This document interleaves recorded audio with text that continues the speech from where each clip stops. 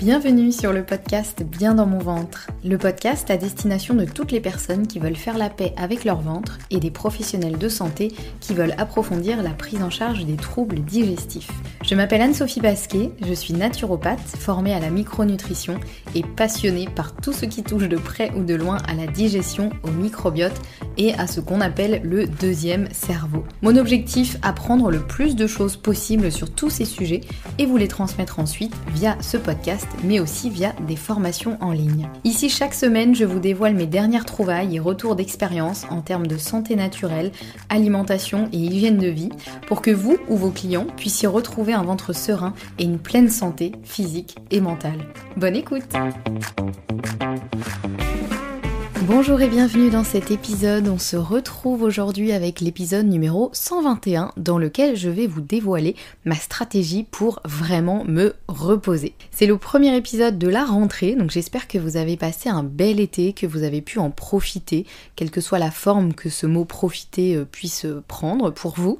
J'espère que vous êtes en forme pour cette rentrée et que vous avez pu en tout cas profiter de l'été comme vous en aviez envie. Et j'espère aussi que les épisodes rediffusion de vos épisodes préférés durant l'été vous ont plu.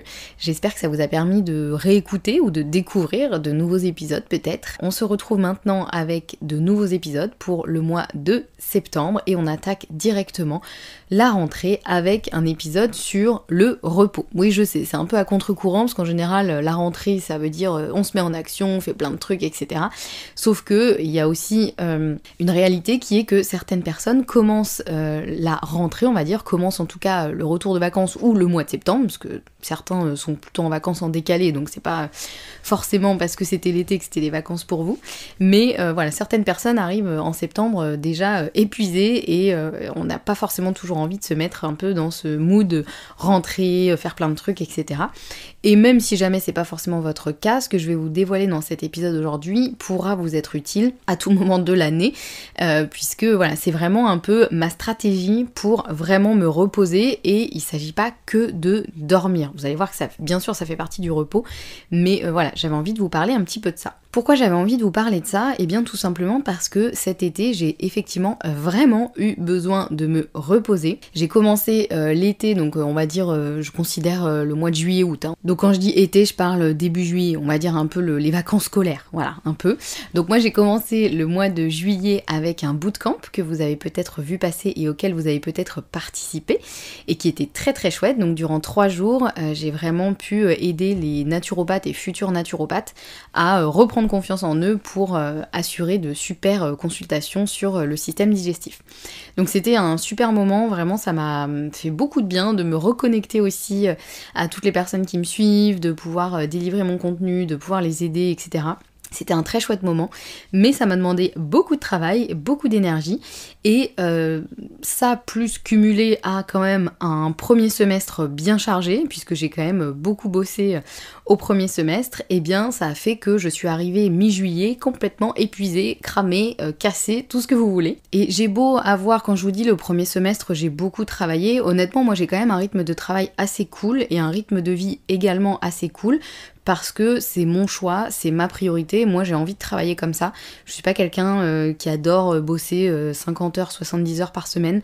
Moi j'aime bien avoir un rythme assez cool, ce qui fait que du coup je peux pas forcément faire tout ce que j'aurais envie de faire au niveau professionnel par exemple, mais c'est vraiment un choix. Moi j'ai besoin d'avoir cet équilibre vie pro, vie perso, de garder du temps pour faire autre chose que travailler, même si j'adore ce que je fais, vraiment. Mais moi j'ai plutôt un rythme de travail assez cool, mais ça veut pas dire que ça ne peut pas être fatigant. Et je pense que c'est un peu l'erreur aussi que j'ai fait, je me suis un peu enfermée dans ce truc de me dire franchement ça va, tu bosses pas non plus comme une dingue, donc franchement t'as pas vraiment besoin de te reposer. Enfin je veux dire, c'est pas comme si je faisais des énormes semaines à bosser, sais pas, de 8h à 22h et que j'étais épuisée. Mais il n'empêche que je me suis un peu pris le retour de flamme, on va dire, mi-juillet, parce que en fait, malgré tout, j'étais arrivée à un point où vraiment j'étais tellement fatiguée. Bon, il n'y avait pas que le boulot, hein, et c'est aussi ce que je vais vous développer dans cet épisode, justement. L'idée, c'est pas juste de faire un focus sur le boulot et de dire oh là là, j'étais trop fatiguée, donc faut que j'arrête de bosser et tout va mieux. Bien sûr qu'il n'y a pas que ça qui joue, et j'étais fatiguée pas forcément parce que je travaillais trop, ou voilà, mais juste parce qu'il y a eu trop de choses d'un coup qui se sont un peu accumulées. Et donc je me suis retrouvée à être vraiment fatiguée, en avoir ras-le-bol de mon boulot, alors que vraiment j'adore ce que je fais et je pourrais faire ça jour et nuit. J'avais aucune énergie, un peu le moral dans les chaussettes, vous voyez, enfin le moral qui du coup est impacté par la fatigue. Donc voilà, c'était pas super joli. Donc là je me suis dit bon, là il va falloir vraiment se reposer parce que là c'est juste nécessaire en fait. Moi je peux pas déjà n'importe qui peut pas rester dans des conditions comme ça, mais en plus quand on est indépendant, quand on est à son compte, notre première ressource c'est notre énergie, notre état de santé, de bien-être, etc. Donc voilà, là c'était vraiment nécessaire que je me repose. Et comme rien n'arrive par hasard, eh bien fin juillet j'ai attrapé le Covid. Voilà, puisque j'étais déjà tellement fatiguée. En fait, c'est mon chéri qui a commencé à être malade, et comme à chaque fois, il est vraiment généreux, donc il me partage sa maladie. Sauf que chez lui, ça dure à peu près 24 heures, il a de la fièvre, et après ça va mieux. Et moi, ça dure 3 semaines. Vous voyez un peu les naturopathes qui m'écoutent, vous voyez un peu la différence entre les sanguins et les neuros. Et là, c'est un petit peu ça. C'est-à-dire que vraiment, on n'est vraiment pas tous constitués pareil, et on n'a pas du tout la même réaction immunitaire, et c'est assez fascinant de voir ça. C'est assez frustrant aussi parce que effectivement lui il est malade 24 heures et ça va mieux, et moi en général j'en ai au moins pour une semaine voire 10 jours, si ce n'est plus. Et donc voilà, donc effectivement là ça a été un peu le coup final de me dire ok, là je chope le Covid en plus, écoutez, il n'y a plus qu'à se reposer pour de vrai. Et au moins ça m'a fait un peu une bonne excuse, vous voyez, de me dire là t'as plus trop le choix en fait, il y a un moment là tu peux pas faire autrement, j'étais vraiment KO. Donc voilà, du coup le repos a été une nécessité, une priorité, et vraiment mon objectif premier. Mais du coup, qu'est-ce que j'ai fait? Et c'est vraiment ce que je voulais vous expliquer dans cet épisode, vous montrer que il s'agit pas seulement de dormir plus, même si bien sûr ça en fait partie. Donc je vais essayer de vous montrer un petit peu ce que j'ai vraiment mis en place, quels sont un peu mes réflexes, tout ça pour vous aider, vous, si vous vous retrouvez un peu dans une situation comme ça d'épuisement, de vous dire ok, qu'est-ce que je peux faire? Bien sûr, il faut toujours se demander qu'est-ce qui m'a amené à être dans cet état-là. Bon, moi en l'occurrence, c'était quand même assez identifié, lié au travail notamment, parce que j'avais une grosse période de boulot, de stress forcément, je faisais quelque chose de nouveau, avec quand même des enjeux, donc forcément j'avais beaucoup plus de stress que d'habitude, et moi le stress ça me fatigue. Bien sûr, il faut toujours se demander un petit peu, pourquoi on en est arrivé là. Et ensuite, du coup, voir qu'est-ce qu'on peut mettre en place. Donc tout d'abord, qu'est-ce que j'ai mis en place? Eh bien, j'ai fait bien évidemment un focus sur le sommeil, puisque je sentais aussi que je dormais un peu moins bien ces dernières semaines. Je savais pas trop pourquoi, si aussi parce qu'il faisait quand même assez chaud à Bordeaux, donc forcément ça perturbe le sommeil. Mais là, j'ai essayé vraiment d'avoir des nuits les plus réparatrices possibles, et j'ai complété ça par une ou plusieurs siestes. Oui, vous avez bien entendu. Donc ça veut dire quoi tout ça? Ça veut dire que déjà j'ai essayé d'aller me coucher quand même assez tôt. Bon, déjà moi je suis une couche tôt, mais parfois je me couchais encore plus tôt que tôt. Pas de téléphone le soir avant de dormir, ça c'est, pour moi ça me paraît évident, donc je l'ai même pas écrit dans mes notes, mais voilà, c'est quand même quelque chose d'assez évident. Moi ça fait des mois maintenant que mon téléphone ne rentre plus dans ma chambre, donc vraiment avant j'avais tendance à scroller sur mon téléphone le soir avant de dormir et le matin au réveil. Aujourd'hui je me dis mais comment j'ai pu faire ça en fait? Aujourd'hui le téléphone il rentre plus dans la chambre, et du coup pas de téléphone le soir avant de dormir ni le matin au réveil. Donc je vais me coucher tôt, pas de lumière bleue, en tout cas le moins possible, et si possible pas de réveil. Donc ça bien sûr c'est beaucoup plus faisable quand on est en vacances, quand on travaille c'est pas toujours possible, mais voilà, j'ai essayé de pas me mettre de réveil précis le matin pour laisser le temps à mon corps de dormir autant que nécessaire. Et ensuite, je n'hésitais pas à faire une ou plusieurs siestes, donc c'est-à-dire qu'en général il y avait une sieste après le déjeuner qui était quasiment obligatoire, et là pareil je mettais pas de réveil. D'habitude je me mets un timer, je mets entre 20 et 30 minutes quand je fais une sieste. Là c'était vraiment pas de réveil, je dors autant que nécessaire. Bon, en général naturellement je me réveillais au bout d'une demi-heure, parfois je me rendormais et je me réveillais du coup au bout d'une heure, mais c'était quand même assez rare. Et ça m'est même arrivé de faire une sieste en fin de matinée quand vraiment je n'en pouvais plus. En fait je ne luttais pas, c'est-à-dire que vraiment là j'étais, de toute façon comme j'avais le Covid, je restais chez moi et donc voilà, je faisais autant de siestes que nécessaire. Je crois qu'il y a une journée où j'ai même fait 3 siestes, pour vous dire. Donc voilà, là j'ai vraiment mis un focus sur le sommeil parce que évidemment ça c'est la base, bien sûr, hein. Si on dort pas bien et si on dort pas suffisamment, on ne peut pas être en forme, c'est mathématique. Donc ce focus sommeil étant fait, ce que j'ai fait aussi, c'est que j'ai ralenti le sport. Bon, déjà pendant que j'avais le Covid, j'étais incapable de faire du sport, mais même un petit peu avant ça et durant tout l'été, j'ai pas arrêté totalement le sport, sauf pendant le Covid, où là vraiment je crois que je suis même quand même allée à la salle de sport pour faire du renforcement musculaire, mais c'était avant de savoir que j'avais le Covid. J'étais pas très bien, mais je me dis oh non ça va aller. Bon après une fois que j'ai su que je l'avais, j'y suis pas retournée. Donc j'ai pas arrêté totalement le sport, mais j'ai mis en pause certaines choses, notamment le crossfit qui était beaucoup trop intense pour mon niveau d'énergie à ce moment-là. Et par contre j'ai gardé le renforcement musculaire que je fais à côté du crossfit et la marche, c'est-à-dire que j'ai essayé quand même de rester active. Sauf encore une fois au cœur de la maladie, là bon j'ai essayé de faire le minimum mais sans trop m'en demander. Mais une fois que ça allait mieux, et là je vous parle de juste en période d'épuisement, j'ai gardé voilà quand même une certaine forme de sport. Parce que je trouve que c'est nécessaire et ça redonne quand même de l'énergie, mais il faut vraiment l'adapter à son état. Donc on va pas aller se faire un truc hyper intense si on est déjà complètement KO, parce que là ça va pas du tout nous rendre service. Donc voilà, j'ai gardé le renforcement musculaire, la marche, voilà, globalement j'ai essayé de rester active, promener mes chiens, tout ça, voilà, ça me permet de rester active. J'aurais pu tout à fait garder le yoga, mais j'avoue que pour être tout à fait honnête, j'ai un peu lâché le yoga ces derniers temps parce que j'arrive pas à tout faire. En fait, je fais déjà 2 séances de crossfit par semaine, 2 séances de renforcement musculaire, plus les étirements que j'ai tendance aussi à zapper. Donc le yoga qui s'apparente aussi aux étirements, hein, donc parfois j'essaie de combiner un peu les deux, mais j'avoue que j'ai un peu lâché ces derniers temps. Je n'arrive pas à être partout et c'est ok, je sais que voilà, il y a des phases, c'est comme ça, c'est pas grave. Donc c'est important aussi d'adapter aussi sa dépense physique à notre état. Même s'il s'agit pas forcément de se dire oh là là je suis épuisée donc je reste chez moi à ne rien faire, j'essaie de bouger le moins possible. Bien sûr, dans certains cas, c'est nécessaire, mais dans la plupart des cas, c'est quand même bien de continuer à bouger, mais tout en gardant cette activité physique en cohérence avec votre capacité, votre état, et aussi de sentir ce qui vous fait du bien. Est-ce que après vous êtes encore plus fatigué? Est-ce que après vous vous sentez un petit peu mieux? Bien sûr que tout ça, il faut l'adapter et le moduler en fonction de ça. Ensuite, j'ai fait un gros focus micronutrition, c'est-à-dire que en général, quand je passe par des périodes comme ça, un peu d'épuisement, je vais voir mon médecin si ça n'a pas été fait depuis un moment et je demande à faire un bilan de toutes les vitamines, minéraux, etc. Bon, souvent les médecins ils veulent pas tout faire, ce qui peut se comprendre, mais au moins des choses principales comme les réserves de fer, donc ce qu'on appelle le statut martial, c'est-à-dire qu'on va vérifier les réserves de fer, etc., comment ils circulent bien, etc., tout ça.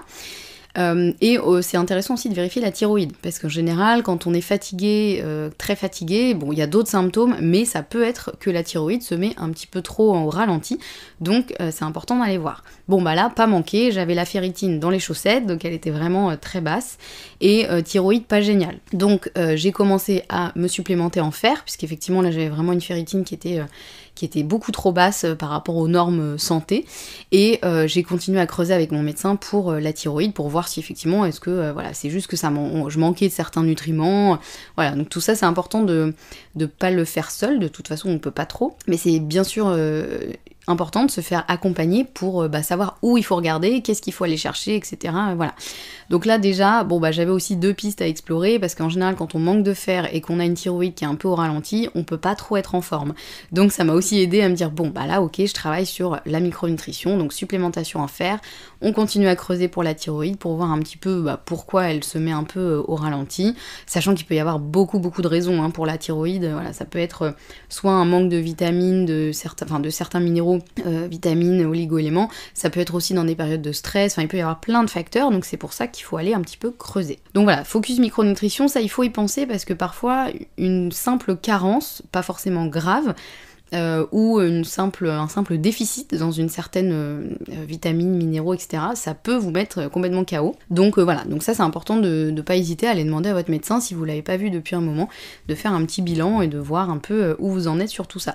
Et pourtant, moi je me disais, le fer ça doit être bon, parce que je sais que j'ai tendance à avoir une ferritine, donc à une réserve de fer assez basse, donc en général je prends du fer par exemple quand j'ai mes règles, donc je me disais c'est bon, ça doit aller, sauf que malgré ça, là j'avais une ferritine qui était quand même, malgré tout ça, très basse. basse. Donc ça vaut le coup de vérifier, même si a priori on se dit bah non, là ça doit être bon. Donc voilà, ça c'était les focus un peu santé, donc sommeil, sport, micronutrition. Maintenant on va voir un petit peu plus le côté mental. Donc qu'est-ce que j'ai fait, c'est que déjà je me suis dit que j'allais m'accorder 3 semaines de vacances. Je vous dis ça parce que comme je suis à mon compte, il y a certains étés où je n'ai pas du tout eu de vacances parce que j'ai dû travailler tout l'été. Il y a certains étés où je me suis dit allez, je prends 2 semaines, mais en fait j'arrivais pas vraiment à couper. Il y a des étés aussi où j'ai complètement réussi à couper pendant plusieurs semaines. Là je me suis dit bon écoute cocotte, t'as pas trop le choix, tu te donnes au moins 3 semaines où tu essayes de soit ne pas bosser du tout, soit travailler un petit peu mais sans obligation.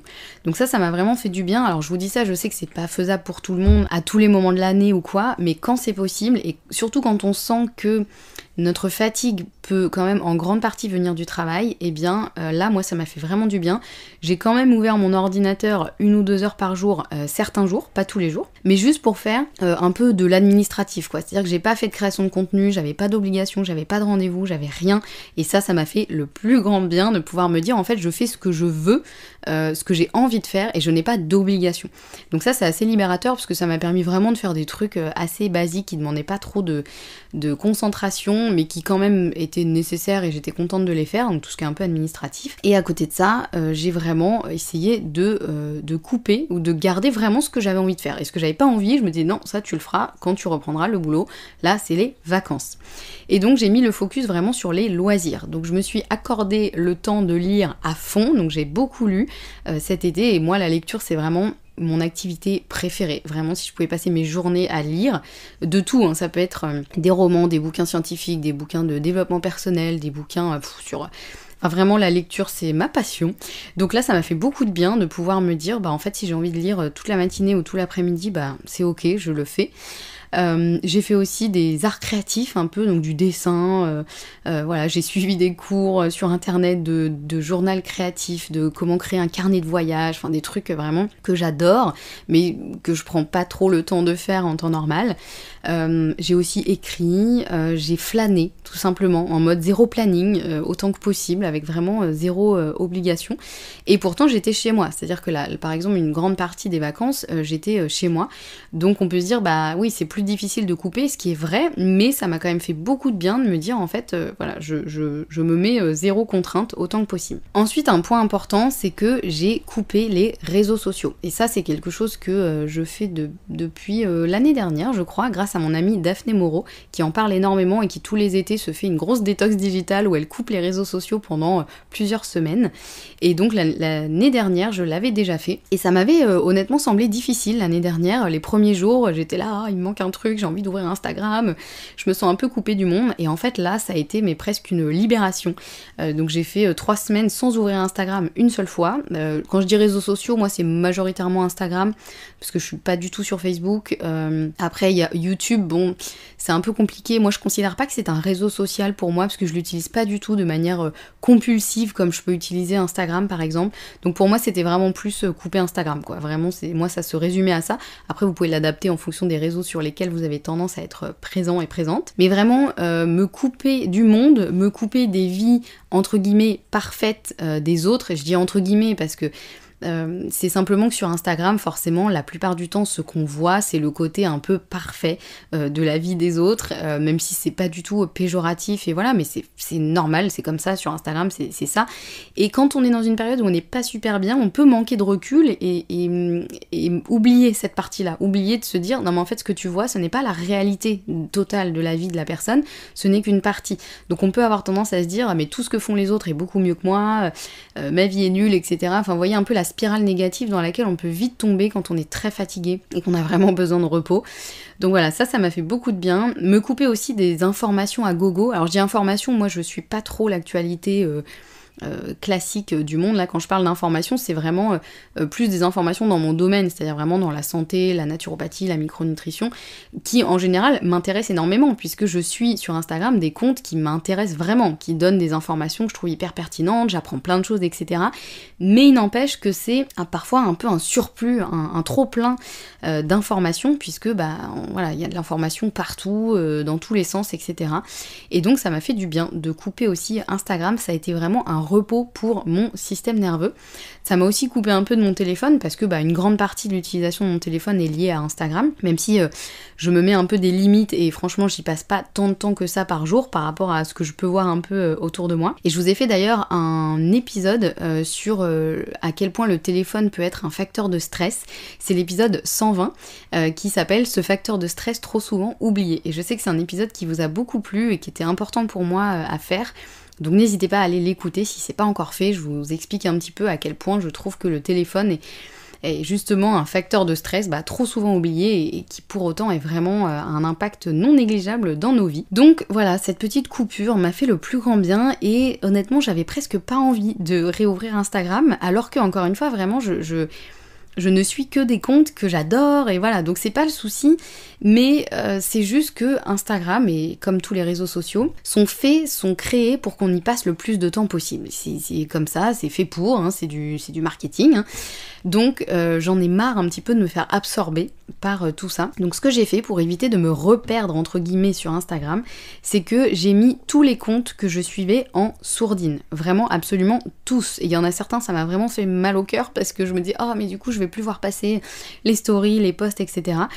Même mes amis, j'ai mis absolument tout le monde en sourdine. Comme ça, c'est moi qui décide d'aller voir leurs posts et leurs stories quand j'en ai envie. Et ça m'évite de tomber dans cette espèce de spirale où on ouvre Instagram ou n'importe quel autre réseau social et on se retrouve à être aspiré par tout le contenu qui est présent dessus. Donc je sais que du coup je vais louper des choses, il y a plein de choses, voilà, il y a peut-être des comptes que je vais même oublier, mais bon si je les oublie c'est que finalement ils m'étaient peut-être pas si utiles, mais c'est tout à fait ok en fait, j'ai vraiment envie de reprendre le contrôle sur ça. C'est quelque chose que j'avais déjà fait il y a quelques temps, sauf qu'entre temps j'avais commencé à suivre de nouveaux comptes. Et je m'étais dit, je vais pas les mettre en sourdine, je viens de commencer à les suivre, je vais attendre de voir si ça me plaît un peu ce qu'ils font, etc. Sauf que finalement, je me suis retrouvée à avoir de nouveau un feed Instagram avec plein de stories, plein de posts, etc. Donc là, j'ai remis tout le monde en sourdine.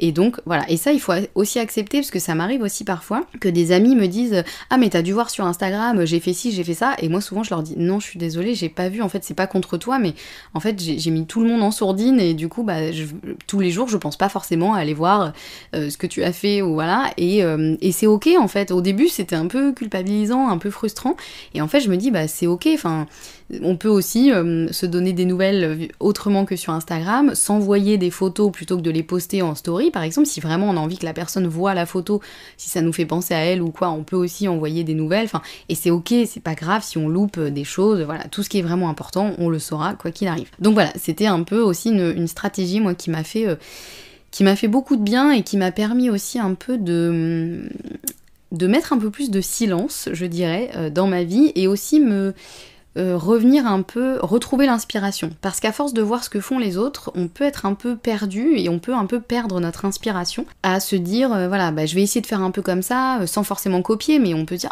c'est pas mal ce que fait telle personne, je vais faire pareil. Ou alors se mettre la pression, à se dire, il faut absolument que je fasse pareil parce que c'est comme ça qu'il faut faire.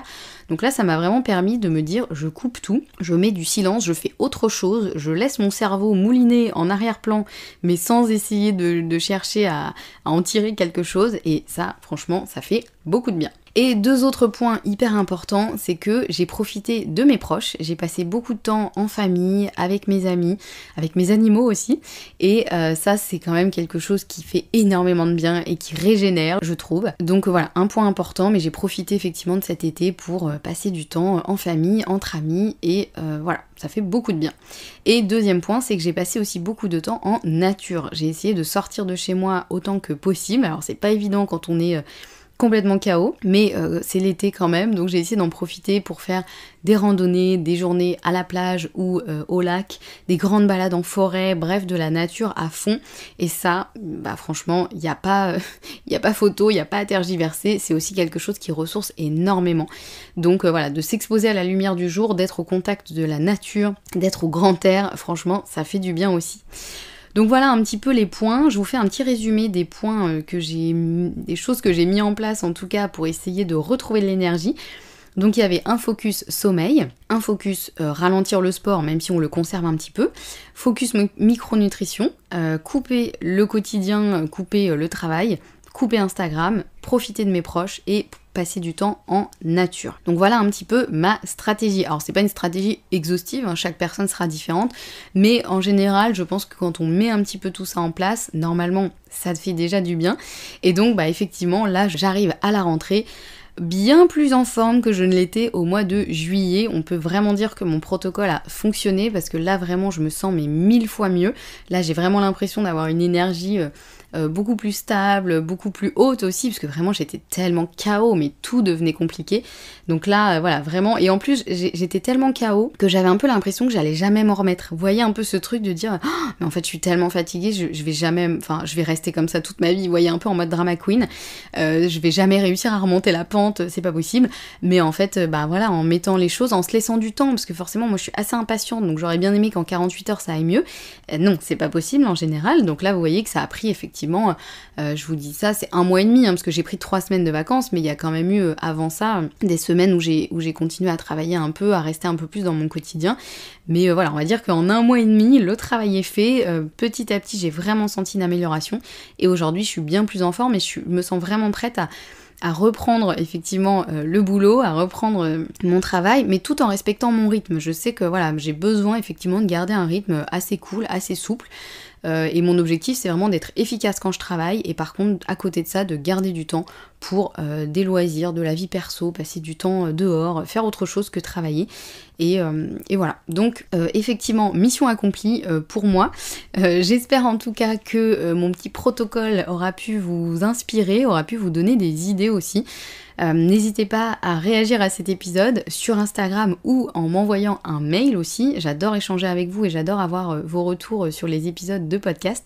N'hésitez pas à me dire aussi ce que vous faites vous quand vous êtes vraiment fatigué, qu'est-ce qui vous fait du bien, qu'est-ce qui vous régénère, c'est quoi un peu votre stratégie. N'hésitez pas non plus à vous faire accompagner si vous sentez que vous n'arrivez pas à remonter la pente tout seul, il faut vraiment pas hésiter.